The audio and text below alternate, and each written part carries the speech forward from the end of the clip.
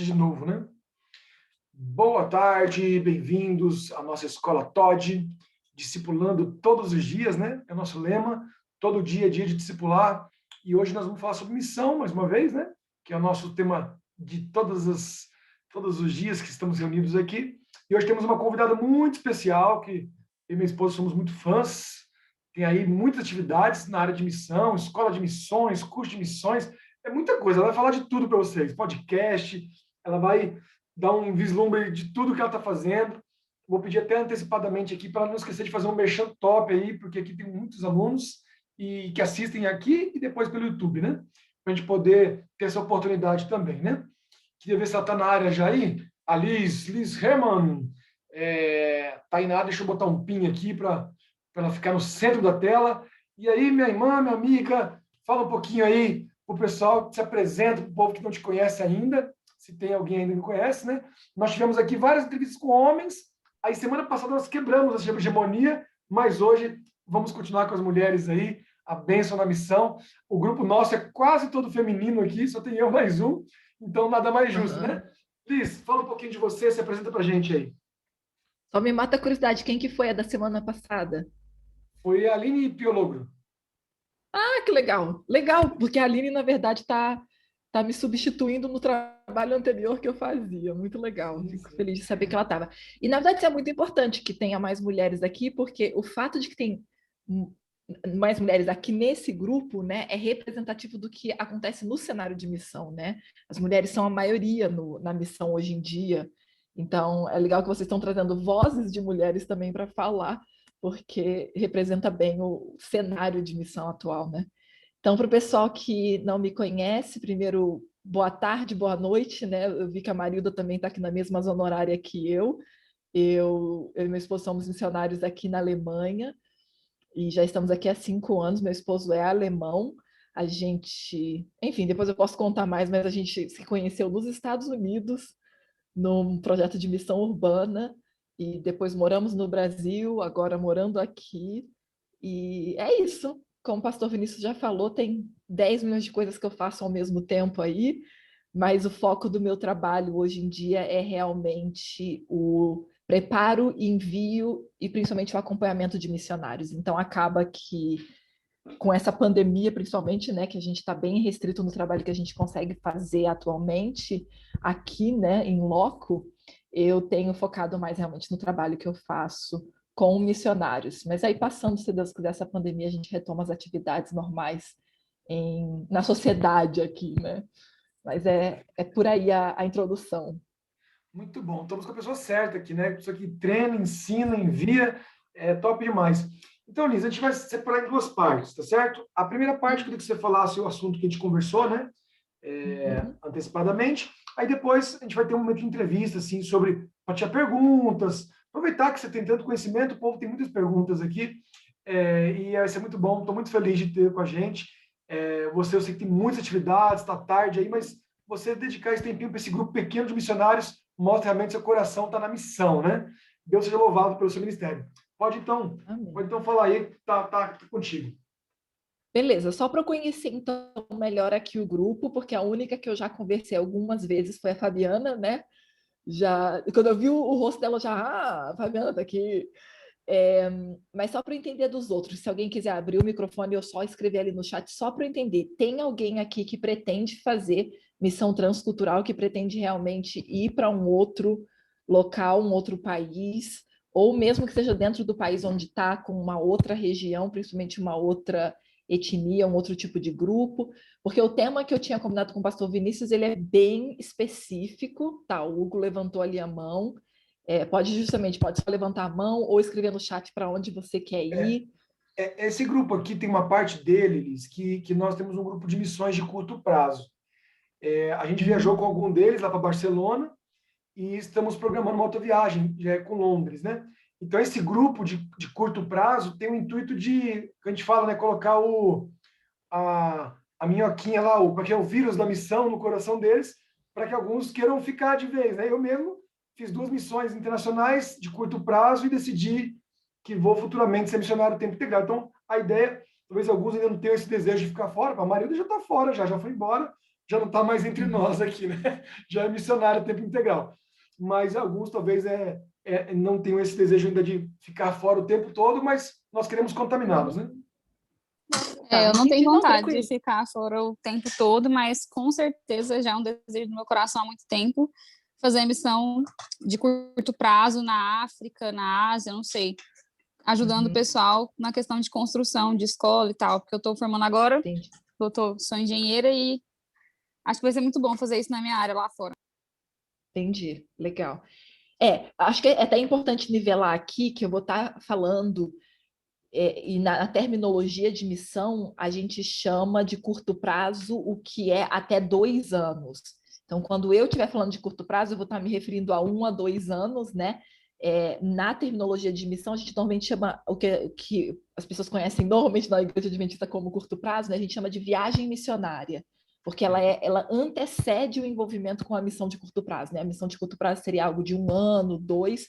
Aí eu sei que pode ser um choque para a maioria das pessoas, mas é porque, na verdade, quando a gente fala de missão, a gente normalmente está falando de 4, 5 anos no mesmo lugar, que é isso a gente chama, né, de longo prazo. Então, longo prazo é mais do que 2 anos, né? Curto prazo até 2 anos, e normalmente essas experiências iniciais que a gente tem, a gente chama de viagem missionária, que, como a Emily falou, é uma forma, né, de começar, como o pastor Vinícius falou, é uma forma de começar a sentir, assim, o que é, né, a missão. O que a gente tinha combinado, eu e o pastor Vinícius, eu comentar um pouquinho com vocês, é para dar algumas dicas em relação a uma área que é normalmente bem complicada para muita gente, que muita gente sente inseguro, é como levantar os recursos para ir para a missão. Então, eu vou falar aqui num panorama rapidinho de quem está indo justamente para uma viagem missionária, algo pontual ali de 10, 15, 20 dias, e quem está indo, quem sabe, para fazer 1 ano, por exemplo, né? Quem sabe vai no YouTube, né? Quando a gente coloca um vídeo no YouTube, cai na mão de qualquer um, então pode ser que alguém está assistindo e vê lá como levantar recursos para a missão e vai, então, tá com uma coisa na cabeça há mais de 1 ano, por exemplo, né? Que é o normal. O que acontece normalmente na trajetória missionária, vamos dizer assim, na jornada missionária? Normalmente uma pessoa começa com uma missão de 1 ano, e aí depois ela passa, quem sabe, para 2 anos no mesmo local, se não se identificou com aquele local, vai para um outro, testa mais uma vez 1 ou 2 anos, e aí quando se identifica com o local, fica mais tempo. E quando a pessoa normalmente está em alguma outra atividade no país onde ela vive, né? Então está estudando, como a Emily falou, ou já está trabalhando há muito tempo num trabalho estável, é muito comum que as pessoas tenham uma curiosidade de saber qual é a missão, aí elas se envolvem com algo pontual, que seria a experiência que eu estava citando da viagem missionária.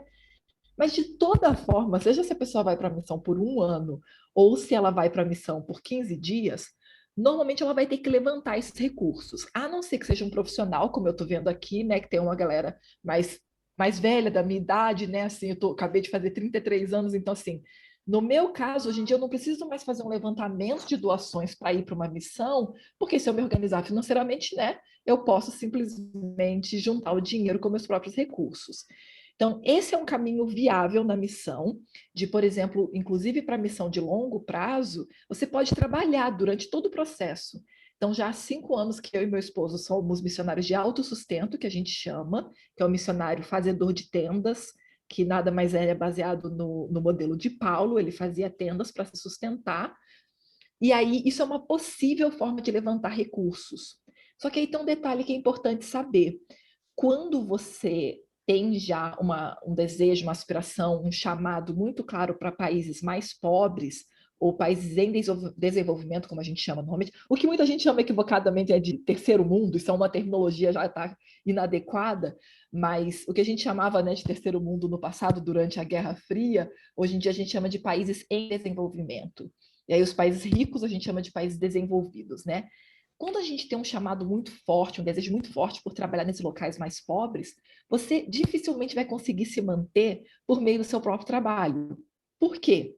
Vamos supor a Emily, por exemplo, que falou que está terminando engenharia, né? Pelo que ela falou, eu entendo de que é engenharia civil.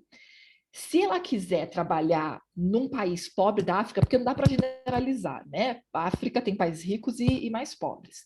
Então, se ela quiser trabalhar num país pobre, por exemplo, da África, ela dificilmente vai conseguir um trabalho como engenheira lá, porque o estrangeiro é a última pessoa que vai ser considerada para um trabalho, né? A preocupação do país é que os seus nativos tenham emprego, né? Então é muito difícil você conseguir um trabalho nesse tipo de contexto.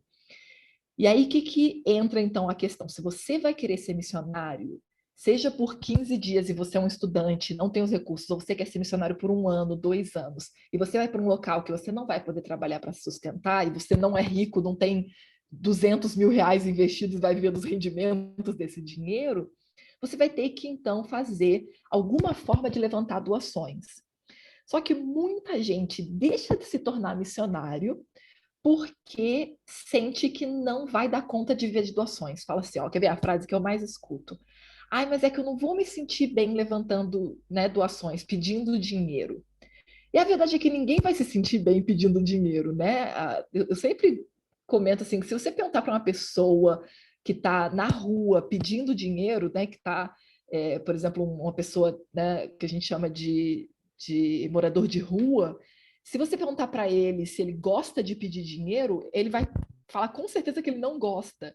Até a pessoa que pede dinheiro na rua, ela se acostumou a pedir dinheiro, mas não quer dizer que ela gosta daquilo. Então, o que a gente precisa entender em primeiro lugar é que ninguém gosta de pedir dinheiro. A gente vai realmente fazer isso numa perspectiva ou de super desconforto, ou a gente vai aprender a fazer biblicamente, e aí a gente vai se sentir mais confortável. Porque o grande ponto de você levantar recursos por meio de doações não é pedir dinheiro, é você, na verdade, criar oportunidades para que outras pessoas participem na obra da pregação do evangelho e que você faça isso por meio de um sistema de parceria. Então, o que isso quer dizer? Se em algum momento você tiver que levantar recursos para a missão por meio de doações, na verdade, o termo que a gente usa para isso é levantamento de fundos. E aí, outro erro que muita gente faz, né, quando pensa assim, ah, tá bom, eu vou levantar fundos, é pensar assim, então tá, eu vou fazer uma vaquinha naquele site Vaquinha, eu vou mandar o link para todos os meus amigos, vou falar, olha, eu preciso de 20 mil para ir lá para a missão, vocês podem doar alguma coisa? Isso, na verdade, não é levantamento de fundos, isso é vaquinha, justamente. E se você pensar, também é super desconfortável fazer isso, né? Você fica com aquela cara de tacho, assim, como é que eu pedi dinheiro, não sei o quê. E nem é sustentável, porque é extremamente cansativo você ficar fazendo isso. Você ficar toda vez pedindo para as pessoas sabe, tendo que praticamente pedir esmola com uma outra cara, né? E a chave para você fazer um levantamento de fundos que é estável e que você vai se sentir bem com isso, é que realmente seja um processo e não algo pontual. Então, o que isso quer dizer? De novo, pensa na sua experiência, se você está aqui se planejando para ir para uma coisa mais curta, ou se você está pensando em se dedicar à missão, né, num país mais pobre, você precisa de um jeito que você tenha pessoas que vão te apoiar regularmente. Então, o ideal nesse caso é que você tenha o que a gente chama de uma base de doadores, que são pessoas que, em vez de você só mandar o link uma vez e pedir para ela fazer alguma doação lá, é que você realmente apresente a causa que você quer se envolver, que você mostre para essas pessoas a importância do que vai ser feito lá e que você peça, então, para a pessoa que ela contribua com isso de forma a fazer parte desse projeto. Normalmente a gente apresenta para a pessoa a oportunidade de ser um parceiro nessa causa, ou seja, que ele possa estar investindo em missão por meio desse projeto que você vai fazer. O problema é que muitas vezes a gente não tem essa visão muito clara do que a gente vai fazer, de como que as pessoas podem se envolver, e a gente se coloca mesmo na situação de pedir esmola, de pedir para as pessoas sabe, me dá aí algum dinheirinho que está sobrando para você. E a gente se sente naquela situação de quase um pedinte na rua pedindo o resto do lanche do McDonald's do outro, sabe? Quando na verdade não tem que ser assim. Quando a gente tem uma visão saudável do que é missão, a gente entende que todo mundo vai estar envolvido, todos os clientes vão estar envolvidos. E eles vão estar envolvidos normalmente de 3 formas: orando, apoiando e participando diretamente. Aí, o que a gente faz muito errado na igreja cristã, né? Eu vejo muito isso na igreja adventista, assim, a gente erra muito nisso. A gente fala assim, você tem uma das 3 formas, como se fosse um menu, sabe? Você tem um menu ali, você fala, qual dos 3 você quer? Você quer milkshake de morango, de chocolate ou de caramelo? E a gente pensa que essas 3 coisas são coisas que a gente escolhe, qual delas que eu quero? Então eu só quero orar porque eu não quero gastar dinheiro com isso. Ou eu ir lá para o outro lado do mundo, né, para pregar por 5 anos? Não, eu tenho minha vida, não posso fazer essa doideira. Então, o que a gente faz? A gente se exime disso. A gente fala assim, eu não quero dar nada de dinheiro, eu não quero ir, eu vou ficar só orando de vez em quando. Só que não é isso a ideia. A ideia é que todos nós participemos das 3 formas, só que em esferas diferentes. O que isso quer dizer? Todo mundo vai orar. Era para todo cristão estar orando por missão. Todo mundo vai contribuir de alguma forma, nem que seja com R$ 10 por mês para uma causa que eles acreditam, né? Para um projeto que é, sabe, consistente. E a terceira coisa é que é para todo mundo estar pregando o evangelho. A diferença é que nem todo mundo vai para o outro lado do mundo fazer isso. Mas por que a gente tem tanta dificuldade de criar uma mentalidade de missão dentro da igreja?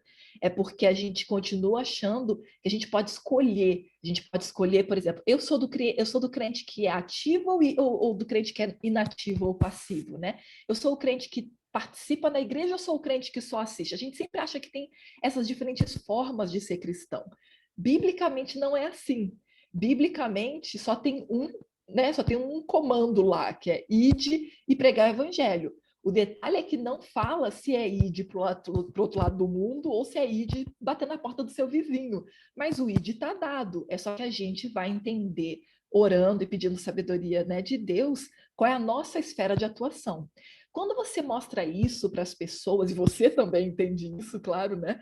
Se você mostra isso para as pessoas ao seu redor, você então consegue já estabelecer uma base muito mais saudável para essa parceria, de que a pessoa não está fazendo um favor, a pessoa não está dando uma esmola, ela está participando, ela está contribuindo com a pregação do evangelho além mar. Essa é a base de você fazer um processo de levantamento de fundos que é saudável, é que seja passada essa visão claramente para as pessoas com as quais você está em contato, de que a pregação do evangelho é papel de todos nós e que você está simplesmente contando para ela de uma oportunidade para apoiar. Então, por exemplo, eu vivo do meu próprio trabalho, né? Eu e meu esposo vivemos do nosso próprio trabalho. Mas a gente levanta, assim, recursos para a missão e eu não tenho vergonha nenhuma de levantar, porque eu não estou pedindo dinheiro para ninguém. Pelo contrário, estou dando um baita de um privilégio para as pessoas de poder se envolver com a pregação do evangelho. Em que sentido? Muitos cristãos gostariam de ajudar, mas não sabem como.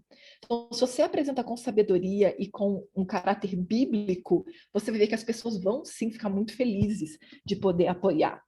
Só que aí tem alguns detalhezinhos que são importantes você ter em mente. Então, se tiver alguém aí que gosta de anotar coisa, que tem o hábito de tomar nota, ó, pastor Vinícius já está mostrando ali a caneta. Então, anota aqui, por favor, o passo a passo de como é que você levanta fundos, que não seja pelo trabalho, né? Se você vai levantar fundos pelo seu próprio trabalho, é simples, né? Você vai simplesmente separando o dinheiro todo mês, investe, se possível, esse dinheiro para que ele multiplique, né? Como a gente vê na parábola dos talentos, por exemplo, que Jesus está falando para eles, investe, meu filho, como é que você não deixou lá com os banqueiros, né? Para poder fazer crescer esse dinheiro, né? Em Mateus 25 a gente encontra a parábola. Então, você pode fazer de várias formas. Se você vai levantar com seu próprio sustento, você pode ir simplesmente guardando na poupança. O melhor é investir, mas se não for para investir, pelo menos juntando dinheiro mensalmente. Se você, por outro lado, vai trabalhar com levantamento de fundos, o passo a passo é bastante simples, na verdade, mas é importante que seja seguido realmente todos os passos, porque se você pula 1, 2, 3 passos, normalmente já não dá certo. Aí você pensa que não funciona e você cai para o antigo, né? A antiga ideia de, vou fazer só uma vaquinha e pronto. Só vou explicar por que eu estou falando o tempo todo de que a vaquinha é complicado. Tem 2 problemas inerentes, assim, bem complicados da vaquinha. Primeiro problema da vaquinha é que, não sei se você sabe, mas aqueles sites ficam com um pedacinho grande do que você levantou. Então, normalmente você paga bastante por aquele tipo de serviço, então você acaba perdendo muito dinheiro nesse processo. Mas a segunda coisa, que é a pior de todas, é que é muito cansativo você ter que ficar toda vez que precisa de dinheiro, né, principalmente para o missionário que vai viver agora bastante tempo a missão, é muito cansativo que você tem que fazer isso toda vez. Então, o ideal no levantamento de fundos é ter o que a gente chama de base de doadores, que nada mais é do que pessoas que vão doar regularmente. Então, pode ser que esse não é o seu caso, mas eu recomendo que você anote as dicas que eu vou passar agora, né, o passo a passo, que você pode até ajudar uma outra pessoa, que, por exemplo, está tentando fazer isso, está tentando se envolver com a missão a longo prazo por meio de levantamento de fundos e não sabe como fazer isso. Então, vamos lá para o primeiro passo, que é a base de tudo que você vai fazer. A primeira coisa que você precisa fazer é definir qual que é a quantia total que você vai ter que levantar, né? Que vai ter que ser levantada. Isso parece uma coisa muito lógica, mas a verdade é que muita gente erra nisso. Não sabe direito qual é a quantidade, e aí, quando começa a levantar os fundos, tem que ficar toda hora falando: ai, gente, desculpa, detalhe, eu tinha esquecido que tem um visto, então, na verdade, em vez de levantar 8 mil, eu tenho que levantar 9 ou 10, sabe? Fica uma coisa totalmente desconfortável. Então, a primeira coisa que você tem que ter muito claro a quantidade que você vai precisar levantar. A segunda coisa é que muita gente erra quando vai pedir contribuição, porque chega para a pessoa e fala assim: quanto você quer doar? Se você já se viu nessa situação, você sabe o desconforto que é de você ficar pensando: será que se eu doar 50 é pouco ou é muito? Será que, sabe, você fica naquele desconforto, você nunca sabe o que é pouco e o que é muito. Então, o que você que está levantando fundos precisa fazer que é chave? Você precisa definir já quais são os valores, as possíveis contribuições mensais das pessoas. Então, quando você apresenta isso para a pessoa, você já fala para ela: você gostaria de doar 20, 50 ou 80 por mês, por exemplo. Mas faça uns números, né? Normalmente você pega 3 diferentes, né, contribuições, dá um número que faz sentido. Se você está numa igreja super abastada, falar 20 reais é besteira, entendeu? Porque a pessoa mesmo vai falar: 20 reais? Só o trabalho que eu tenho para transferir esse dinheiro já não vale os 20 reais. Você pensa sempre no contexto que você está, mas normalmente ali 30, 50, 80, por exemplo, é uma boa métrica para você utilizar em geral. Mas como eu falei, se é uma igreja mais simples ou mais abastada, você tem que reconsiderar esses valores. Depois disso, a outra coisa que é extremamente importante, que muita gente falha, é que você tem que organizar as informações que você precisa passar para a pessoa para ela fazer doação. Então, organiza tudo direitinho já, como é que você passa para a pessoa a forma dela fazer essas doações. Tem gente que depois que faz a apresentação do projeto e tananã, pede, né, para a pessoa tomar parte dessa obra e participar, né, ser um parceiro, como a gente normalmente chama. Quando a pessoa chega nesse ponto, aí a outra fala: tá bom, eu quero doar, como é que eu faço? Faz o seguinte, quando chegar em casa, eu vou pegar lá meus dados bancários e vou te passar. Aí manda para a pessoa: você só tem conta na Caixa? Nossa, a Caixa é muito desconfortável para mim, porque eu vou ter que pagar TED, não sei o que, sabe? Então você já tem que ter tudo isso muito claro. Qual que é a melhor maneira hoje em dia? Você ter mais de uma conta, claro, mas principalmente ter o Pix, né? No Brasil, é claro que tem que ter o Pix, senão você não facilita a vida de ninguém. Mas hoje em dia é muito fácil se você tiver mais de uma conta. Normalmente ali, vamos supor, você tem Bradesco, Nubank e o seu Pix, por exemplo. Você tem Caixa, entendeu? Porque a pessoa pode botar na lotérica o dinheiro, enfim. Tem várias possibilidades, mas é sempre importante que você já tenha as informações bancárias muito claras. Aí, isso era só você organizando para começar o processo. Depois, a outra coisa que você precisa fazer é fazer uma lista de possíveis nomes que podem doar. Muita gente cai no erro de falar assim: quer saber? Eu vou só mandar uma mensagem vou criar uma lista de transmissão de todos os meus contatos, aí eu vou mandar para todo mundo lá no WhatsApp e Deus vai abençoar meu esforço. Não é bem por aí. A outra coisa que as pessoas fazem mais errado ainda é colocar alguma coisa lá no Instagram, por exemplo, nos seus stories, ou um post, falar: agora Deus vai abençoar. A pior coisa que você faz é tentar mandar a mensagem para, sabe, aquela que o povo brinca no Brasil, joga para o universo, né? Você simplesmente jogou para o universo e vê o que dá. A verdade é que a única forma da pessoa se sentir realmente motivada a ajudar é quando ela sente que tem conexão com aquilo. Só vai funcionar se você, por sorte, está indo para a Índia e a pessoa tem uma super paixão por ajudar crianças na Índia. Fora isso, não vai funcionar. Então, a melhor forma é o pessoal, o contato pessoal. Só que isso começa com realmente uma confirmação de Deus de quem são essas pessoas. Por isso que o melhor caminho é primeiro fazer uma lista e orar realmente por essas pessoas. Nomes que Deus colocou no seu coração, e você vai orar por aqueles nomes, mas não de forma oportunista, falando: Senhor, toca o coração daquela pessoa para que ela doe para... Não. Você vai orar genuinamente para aquela pessoa e vai orar para que Deus continue te mostrando quem são as pessoas que Ele já está trabalhando no coração e que estão dispostas a apoiar, então. E aí, claro, Depois que você orou por elas, o próximo passo é você entrar em contato com cada uma delas. Depois, né, que você entrou em contato, provavelmente você vai conseguir ou marcar para ter uma ligação com a pessoa, ou vai se encontrar realmente com ela para apresentar o projeto. Aí você apresenta o projeto, né, o que você vai fazer e tudo mais, principalmente mostrando fotos, a visão do que é o local, a realidade, né, e o que vai ser feito. Apresenta de forma bem objetiva esses planos. Normalmente é bom você se preparar para apresentar entre 5 a 10 minutos no máximo o que é o que você vai fazer, né?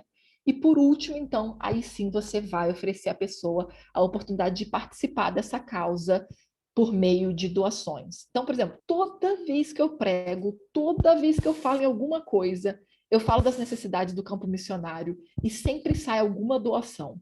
Porque aqui vem a chave da questão. Muita gente tem interesse em se envolver com a missão, mas não sabe como. E você pode ser esse caminho para que a pessoa possa agora começar a se envolver com a missão, que ela possa, né, de alguma forma contribuir.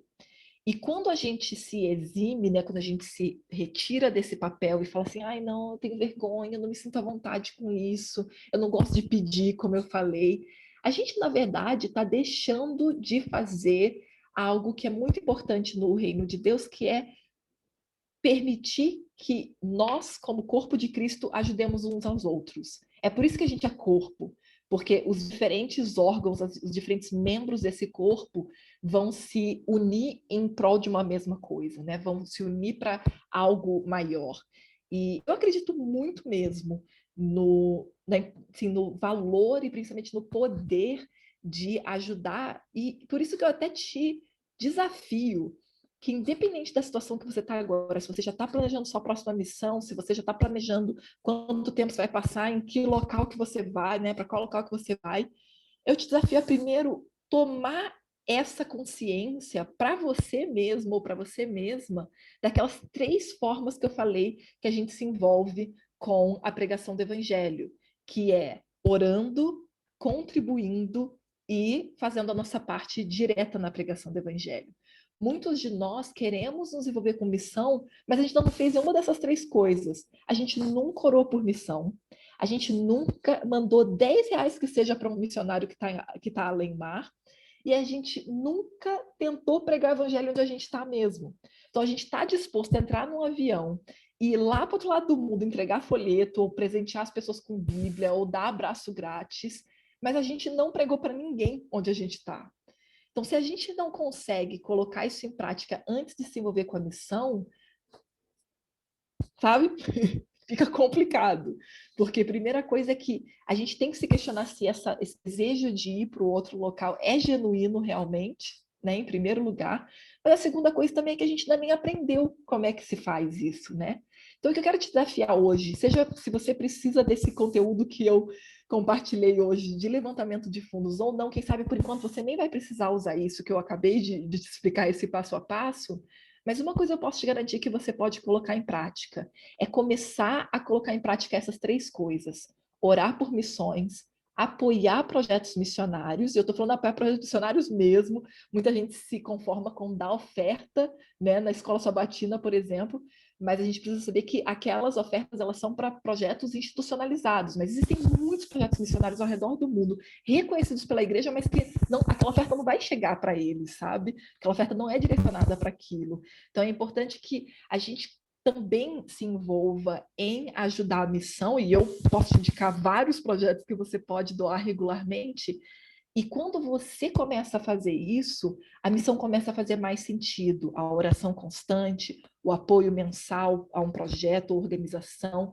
e principalmente a gente se envolvendo com a missão onde a gente está. Aí as coisas começam a ganhar corpo, sabe? A missão começa a fazer sentido e para de ser algo que a gente está planejando para o futuro e começa a ser algo que a gente está vivendo, como é o nome da escola de missão de vocês, né? O discipulado todo dia. É aí que a gente começa a ver o corpo mesmo da missão, sabe? Para de ser simplesmente um sonho. E é isso que eu quero te desafiar hoje. Se por acaso você já estiver pronto para tomar esses passos e quiser saber mais sobre essas 3 coisas, eu te falo rapidamente. Primeiro, oração. Você pode sim orar de forma geral, que Deus abençoe os missionários ao redor do mundo, mas você também pode orar por povos não alcançados, que é algo que é sempre importante que a gente se envolva com isso, para que Deus continue abrindo o coração dessas pessoas, e a gente sabe que o poder da intercessão no contexto do grande conflito é extremamente importante. E aí, se você quer orar por povos não alcançados, eu te recomendo procurar o aplicativo ou o site do Joshua Project. Eu vou colocar aqui para vocês, que aí você pode orar por esses povos não alcançados diariamente. Você vai poder receber lá no aplicativo, por exemplo, um povo não alcançado para você orar por dia. E se eu não me engano, você consegue visualizar a página em português hoje em dia já. Mas eu estou colocando aqui no chat para quem quiser conhecer. Já sobre apoiar projetos financeiramente, não dá para eu passar uma lista aqui para vocês, mas quem tiver interesse, se tiver Instagram, me procura lá no Instagram, me manda um direct que eu passo para vocês diferentes tipos de projetos que vocês podem apoiar regularmente, que é outra coisa, como eu falei, né, que é extremamente importante e que vai te ajudar a ter uma sensação, um feeling, né, da missão já no seu dia a dia. E eu vou colocar aqui no chat também o meu Instagram para quem quiser entrar em contato. Ou se você não usa Instagram, eu vou deixar aqui um e-mail que eu tenho justamente para isso, que você pode só me escrever, só escreve poucas linhas ali, Liz. Eu estava participando e queria que você estava participando lá da aula e queria que você me passasse algumas dicas de projetos que eu posso apoiar financeiramente. E por último, se você quer se envolver, vou te dar uma dica muito importante para quem ainda não vai para a Missão Além-Mar ou não tem planos nenhum de ir para a Missão Além-Mar. Melhor forma de você se envolver com missão, onde você está, é se envolvendo com a sociedade civil. O que, que é isso? É trabalhando com ONGs, com projetos sociais, porque ali você vai ter contato com pessoas que precisam de ajuda e, acima de tudo, que não conhecem a mensagem que você tem lá dentro da sua igreja, mas que, se você ficar só dentro da sua igreja, você nunca vai conhecer essas pessoas. Então, guarda essas 3 coisas.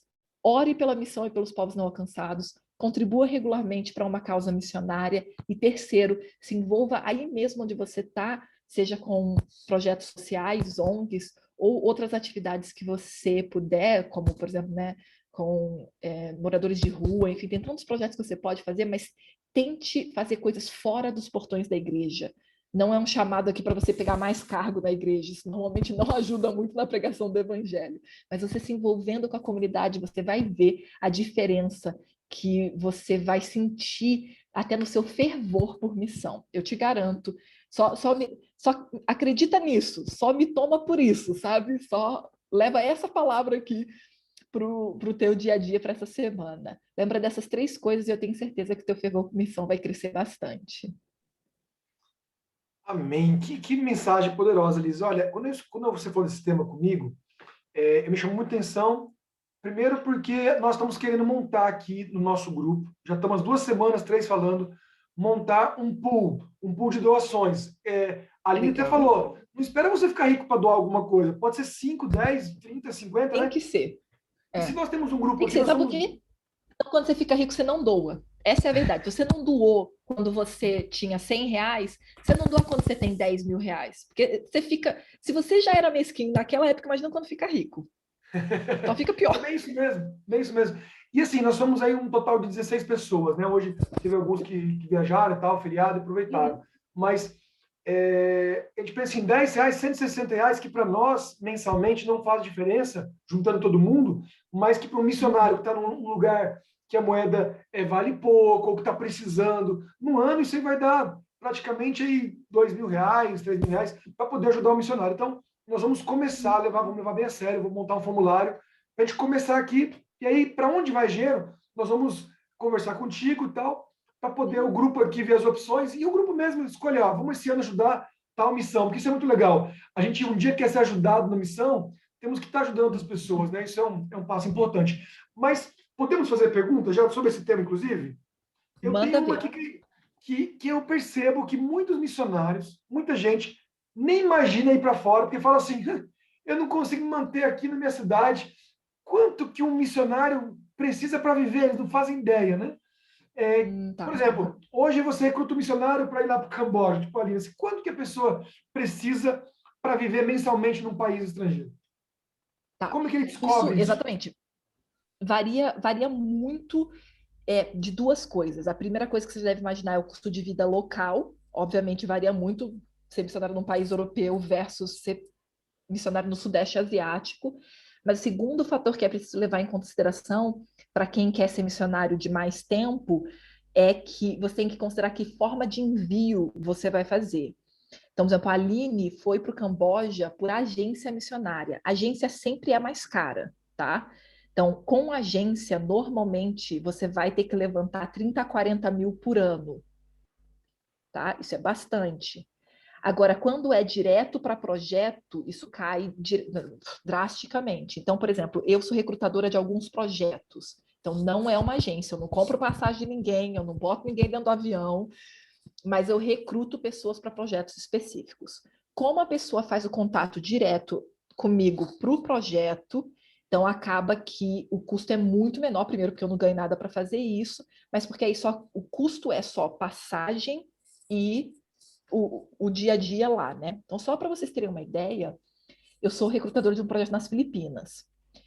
A passagem para as Filipinas vai flutuar por causa do real. O problema é que a gente está falando do contexto brasileiro. Como o real é uma moeda extremamente instável, a gente sempre fala que o dólar subiu, mas quem sabe, quem entende de economia sabe que o dólar não foi para lugar nenhum. O dólar continuou mesmo, foi a moeda brasileira que caiu. Então, quando a gente chama que o dólar subiu, que quer dizer, na verdade, que a moeda brasileira, o real, caiu, a gente vai pagar mais caro pela passagem. Então, só tenha isso em mente. Então, não posso nunca falar, olha, a passagem custa tanto. A passagem custa de acordo com quanto está o real em relação ao euro ou ao dólar, né? Mas você consegue comprar uma passagem de ida e volta para as Filipinas, por exemplo, com 6, quando estava muito bem o real, não é o momento agora, até 9 mil reais. Beleza? Isso é a passagem de ida e volta. E para você viver lá, você precisa de 2 mil euros, que, de novo, depende do real, como é que ele está. Então, 2 mil euros no momento está dando uns 12 mil reais. Então, soma aí as duas coisas, deu 20 mil. Tá vendo? Então, 20 mil para um ano. Mas, Uns como eu 12 disse, mil é com uma anual, agência. né? 12 mil Aquilo é o ano anual. inteiro. E aí, claro que é o detalhe. Se você é um missionário de longo prazo, vamos supor que você vai ficar mais de 2 anos, você não vai ficar levantando aqueles 8 ou 9 mil da passagem todo ano. Você não vai voltar para casa todo ano, até porque aí já não é mais sua casa. Você é missionário de carreira, sua casa é onde você está como missionário. Então, tem essas questões. Aí é isso que é interessante pensar, que basicamente o que você precisa para a missão é passagem e visto e o custo de vida, né, ali por mês. Então, como você percebeu, por causa da cotação do real atualmente, para o projeto lá das Filipinas dá basicamente os 8 mil da passagem mais R$ 1.000 por mês. Mas é só por causa da cotação, porque na verdade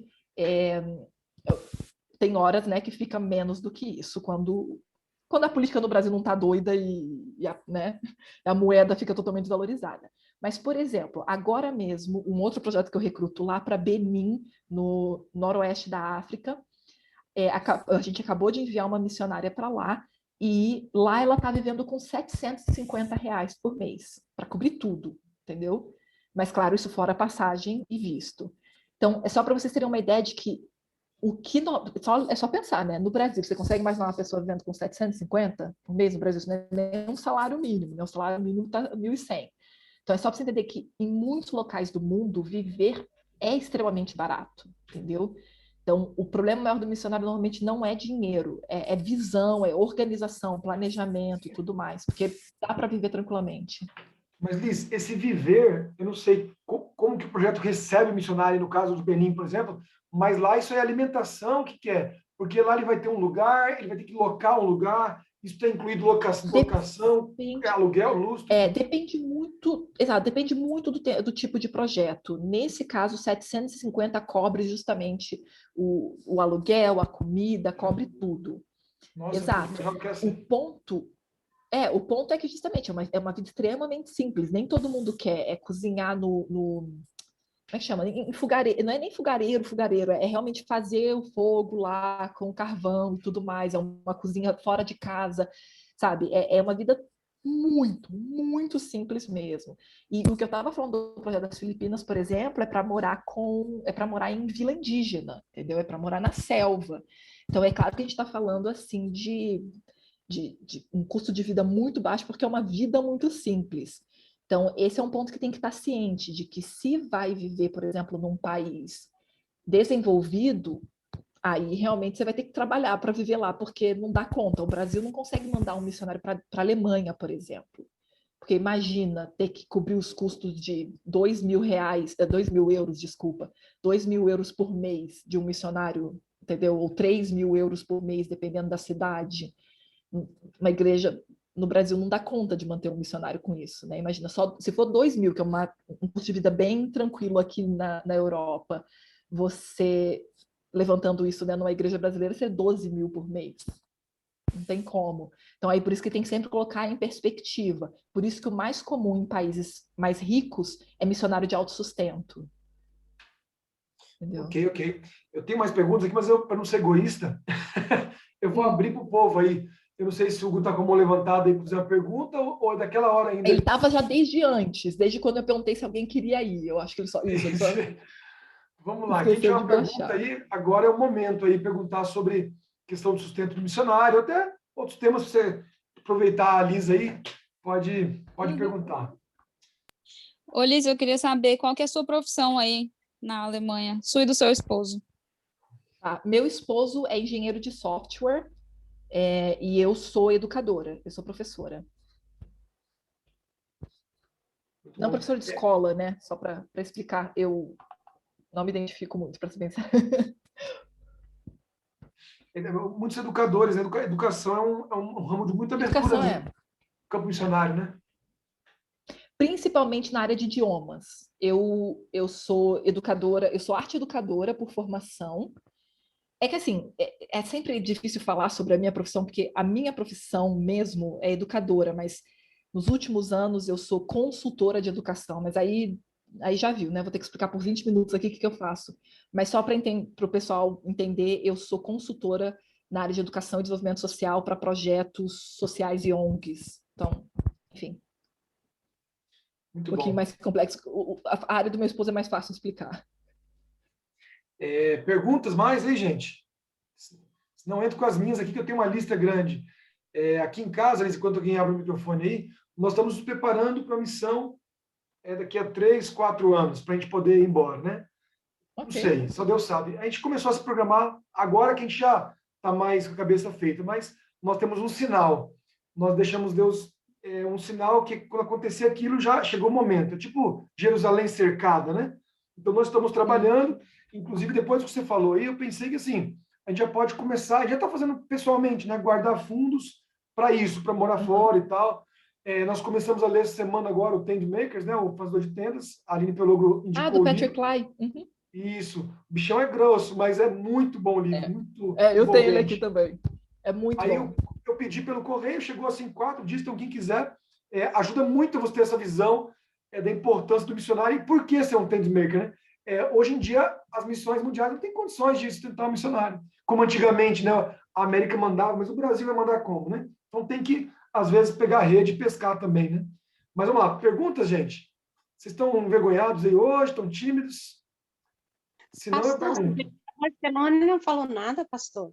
Como é que é, Marilda? Você veio para Barcelona e não falou nada? Como assim? Porque você disse que ia morar fora, né? Então, por isso eu estou falando. Você planejou para vir para cá, né? Não, Barcelona é o primeiro da minha lista, mas Deus é que vai escolher. Porque a gente fez missão lá, eu tenho planos de ser missionário na Europa, mas, como você falou, é bem mais difícil, né? Então, acaba que o pastor tem algumas facilidades, porque a igreja às vezes pede que ele vá, a igreja solicita, a igreja mantém ele também, né? Do local.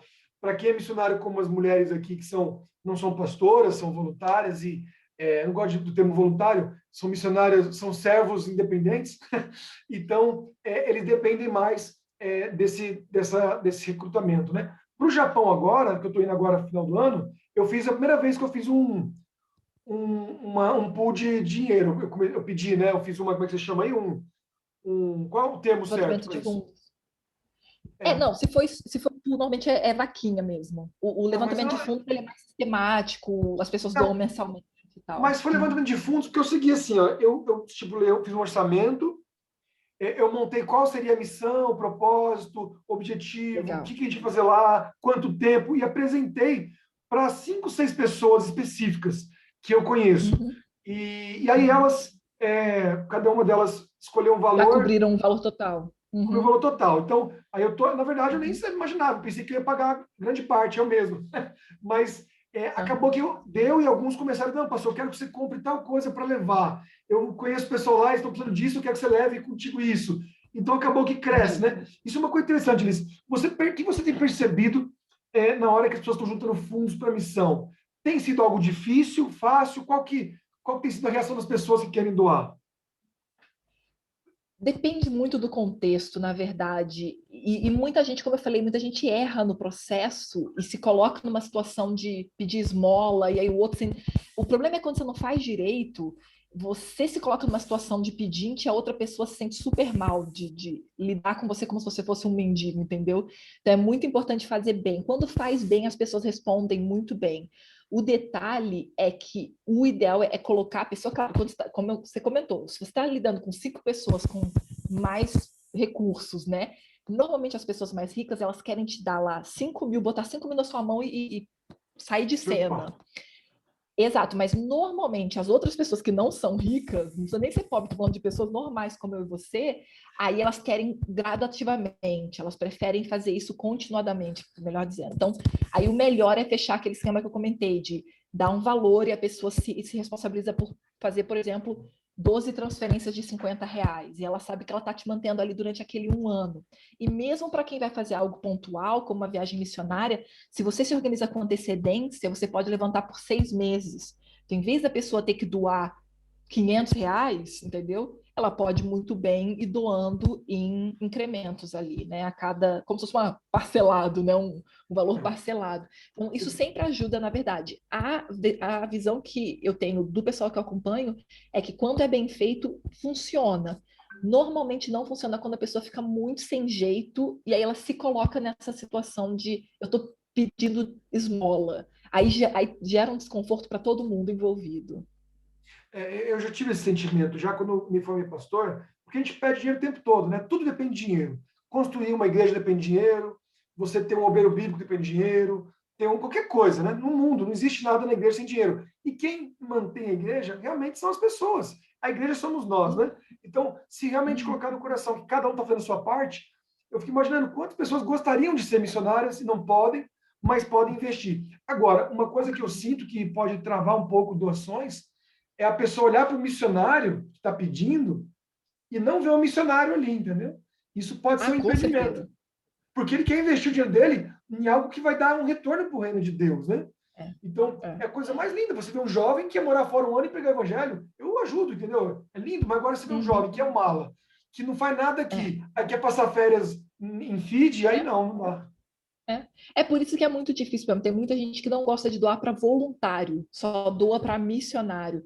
Porque às vezes o voluntário não passa essa segurança de que eu estou indo realmente para pegar o evangelho. A pessoa fala, colega, se você vai para lá fazer qualquer coisa, fica em casa fazendo qualquer coisa, meu, não vou, né? Não vou doar. E a segunda coisa também é que muitas vezes as pessoas não veem entrega na parte do voluntário ou do missionário. O que isso quer dizer? A pessoa chega para todo mundo falando assim, olha, tem que levantar 20 mil, está sendo muito difícil, não sei o quê. E a pessoa fica lá pensando, né? Peraí, e o que você está fazendo? Você só fica ligando para todo mundo pedindo dinheiro, o que você está fazendo? Então, normalmente passa muito mais segurança quando a pessoa fala, olha, eu vou levantar 20 mil para essa missão que eu vou fazer de 1 ano, por exemplo. E eu já estou fazendo a minha parte para levantar, por exemplo, 1/4 desse valor, 1/5 desse valor, por meio disso, daquilo, sabe? Tá vendendo sanduíche na praia, que seja. Mas a pessoa mostra que ela também está engajada. Porque muita gente percebe isso e fala, você quer ir para o outro lado do mundo só às minhas custas? Isso eu não vou fazer, não.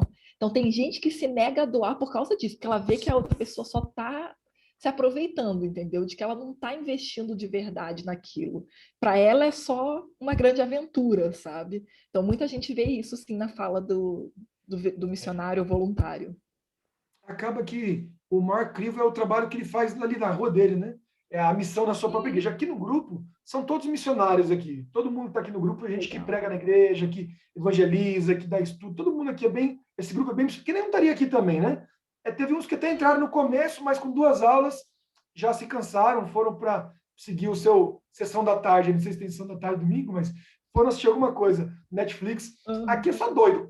Domingo, 4 da tarde, falar sobre missão e ir para fora e salvar a gente. Agora, alguém tem uma pergunta? Senão eu vou partir para as minhas aqui. Eu tenho mais 2 para fechar aqui.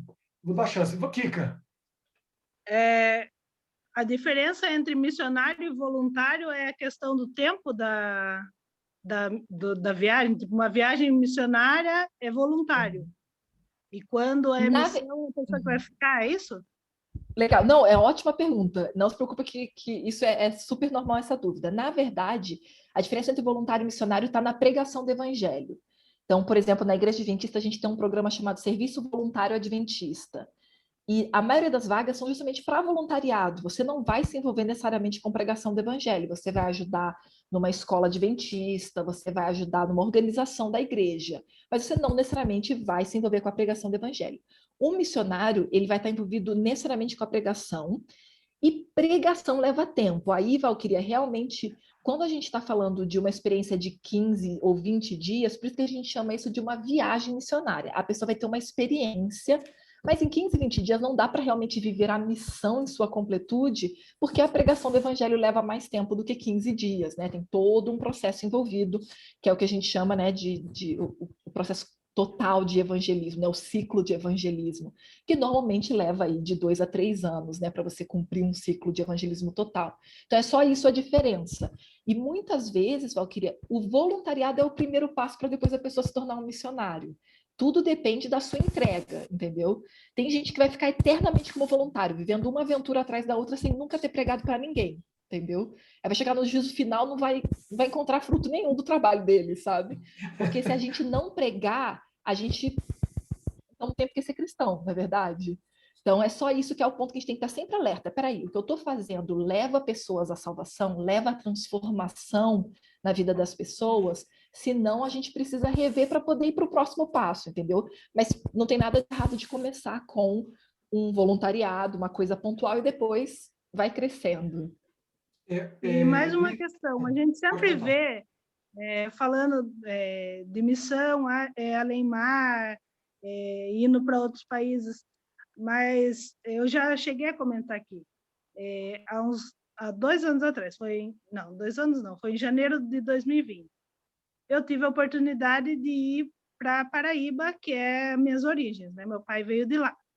Uhum. E a gente sempre vê falando das missões para fora, mas eu cheguei lá e tinha uma igrejinha, 2 casas para cima da casa da minha prima, mas a igreja fechada, juntando mato em volta, porque tem um casal que batizou, não tem nem 6 anos, e aí tinha mais 3 pessoas também, tudo recém-batizado, solto assim no mundo, sabe? Bem... E a gente não vê falando sobre missão aqui no país, o quanto de gente tem necessitando do evangelho aqui, porque a pessoa recebe o evangelho, começa na caminhada, mas aí solta a pessoa fica largada. Super te entendo. Não, o seu ponto é certíssimo, Valquíria. Na verdade, você lembra que, por isso que no começo eu perguntei, tem alguém querendo se envolver com missão, seja além-mar ou no próprio país, né, no Brasil, em outra região? Eu aqui mesmo. Porque exato, porque é muito válido. Por isso que a gente tem que sempre se perguntar, o chamado é para todo mundo. O ID não teve assim, galerinha que está ali na direita, ID e pregar evangelho. Não teve isso. Todos os momentos que Jesus falou que era para ir pregar, ele nunca botou limites, entendeu? Tipo, não, pessoal que o nome começa com a letra A, vai lá e pega. Não tem isso. Não tem nenhum tipo de restrição na Bíblia em relação à pregação. O que tem sim, muito claro, e você encontra isso em Atos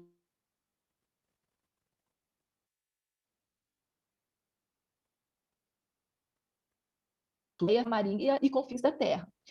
Então, exatamente, alguns, Valquíria, você chama para trabalhar em Jerusalém, mora no Rio de Janeiro e vai trabalhar no Rio de Janeiro, mora em Goiânia e vai trabalhar em Goiânia. Mas a gente que vai ser chamado para ir para outro estado, como você comentou. O importante é que você sempre cheque isso com Deus. Porque aí senão a gente pode acabar caindo no erro de Jonas também, de Deus tá mandando ir para um lugar, a gente quer ficar em outro, entendeu? Então, normalmente, como é que a gente sabe? Deus raramente vai te dar o dom, por exemplo, para falar outros idiomas, para depois te mandar para Paraíba, para o Piauí ou para o Rio de Janeiro. Isso é um detalhe, por exemplo, interessante. Agora, curiosamente, tem gente que fica dizendo que o chamado é lá para a Índia e não fala outro idioma. Aí também não está batendo, entendeu? Porque não tem como Deus usar essa pessoa lá, a não ser que ele, entendeu? Bote que nem ele botou a mula para falar, né? A não ser que ele bote lá milagrosamente. Mas a gente sabe que esse não é o caminho que Deus faz, né? Então a gente precisa entender que, assim, todo o preparo que a gente faz antes da missão é extremamente importante. Então, se a pessoa vem para mim e fala assim, Liz, eu quero ser missionário na Índia pro resto da minha vida, você já sabe qual é a primeira coisa que eu vou perguntar. Você fala inglês? Porque lá é a língua, né, comercial, é o inglês. Então, essas são as coisas que a gente tem que estar atento.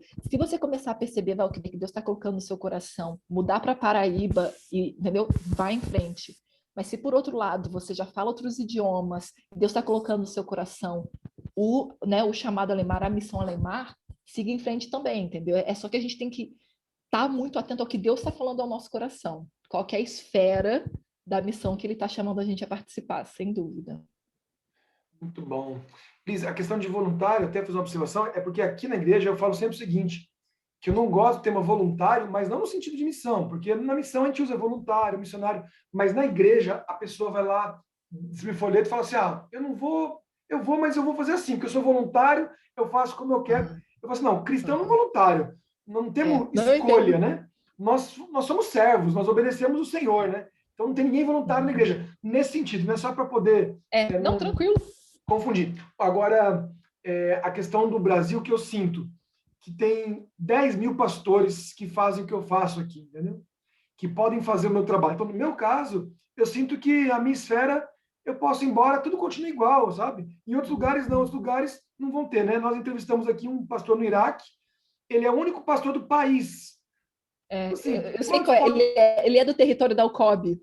Sim, foi meu comportor, ele, filho do pastor que é meu presidente, o Everson. Então ele está indo super bem, tudo, mas se ele foi embora, não tem assim outra pessoa para colocar no lugar dele.